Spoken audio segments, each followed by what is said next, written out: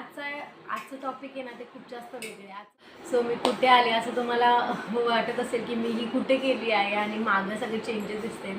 तर ज्या पुढच्या ब्लॉग्समध्ये तुम्हाला कळेलच की मी कुठे गेले आहे ते.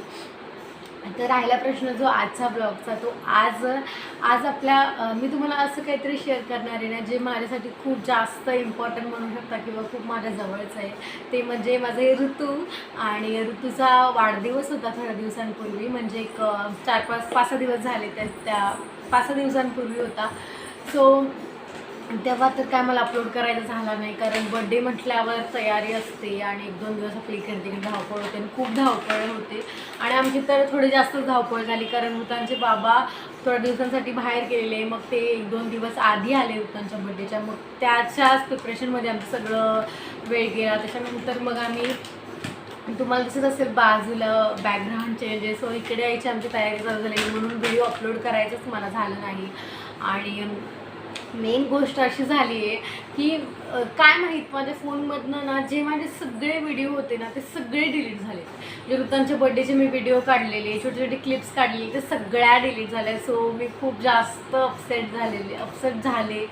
बट ठीक आहे, असं होत राहतं आपल्या लाईफमध्ये आपण, बट ठीक आहे असं. तर मेन गोष्ट म्हणजे मी व्हिडिओ एडिट करून ठेवलेला आणि काय माहिती कसं काय पूर्ण व्हिडिओज डिलीट झालेत सगळे मोबाईलमधनं.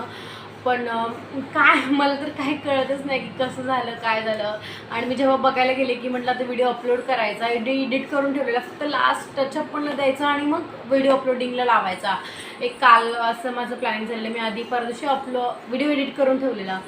मी बघितला व्हिडिओ तर व्हिडिओ पूर्ण गायब. आता काय करणार ना, म्हणून म्हटलं मग जे आमच्या इथे म्हणजे जे बड्डेला आलेले होते त्यांच्याकडे व्हिडिओ काढलेले व्हिडिओज होते ना, मग मी ते मागवले आणि मग ते मी तुमच्याबरोबर शेअर करणार आहे. आणि मला खूप असं वाटत होतं की नाही, मला माझ्या लाईफमधला एवढा मोठा क्षण आहे आणि म्हणजे माझं बाळ 1 वर्षाचं झालं आहे. सो ते खूप मोठी गोष्ट आहे माझ्यासाठी. आणि माझ्यासाठी ऋतांचा बड्डे म्हणजे असं एक दिवाळीसारखा सण होता की हां असं करायचं आहे, हां तसं करायचं आहे, असं माझ्यासाठी होतं. सो म्हटलं की माझ्या या आनंदात तुम्हाला पण मी सामील करायला पाहिजे.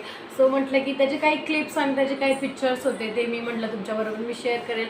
व्हिडिओ असं एडिट करून ठेवलेला बट नाही झालं. मी असं छान एडिट वगैरे केलेलं, बट जे आत्ता मला व्हिडिओज भेटलेत आणि पिक्चर्स आहेत माझ्याकडे पण व्हिडिओज माझ्याकडे नाही आहेत. सो मग मी जे मला दुसऱ्यांकडनं भेटले म्हणजे माझ्या रिलेटिव्हकडनं, सो मी ते तुमच्याबरोबर शेअर करणार आहे. आणि आय होप सो तुम्हाला हा व्हिडिओ आवडेल. आणि माझं एक छोटंसं बाळ, एवढं गोंडसं बाळ जे कुठेतरी असं म्हणजे पालतं कधी होतं आहे असं अशी वाट बघत होते मी. आणि आता ते धरून धरून चालायला लागले. खूप छान वाटतं, खूप म्हणजे खूप छान वाटतं. ती एक फिलिंगच खूप वेगळी आहे ना की आपलं बाळ आता मोठं झालं आहे, 1 वर्षाचं झालं आहे, वाटतच नाही आहे ना. खूप कसे दिवस गेले कळलंच नाही. आणि हे शायद प्रत्येक आईचं होतच असेल की आपलं म्हणजे एवढंच होतं ना, ते एवढं मोठं झालं. म्हणजे दिवस तर आपण घालवलेत, बट ते असतं का नाही कसे गेले कळलंच नाही. कारण की मुलं खूप पटकन मोठी होतात म्हणतात, ते काही खरं नाही, खोटं नाही. सो हा माझा छोटासा ब्लॉग शायद तुम्हाला आवडेल. आणि अपकमिंग ब्लॉग्समध्ये तुम्हाला कळेलच की मी कुठे ब्लॉगमध्ये कळेल. आणि खूप छान छान इंटरेस्टिंग ब्लॉग मी तुमच्यासाठी नक्की घेऊन येईल.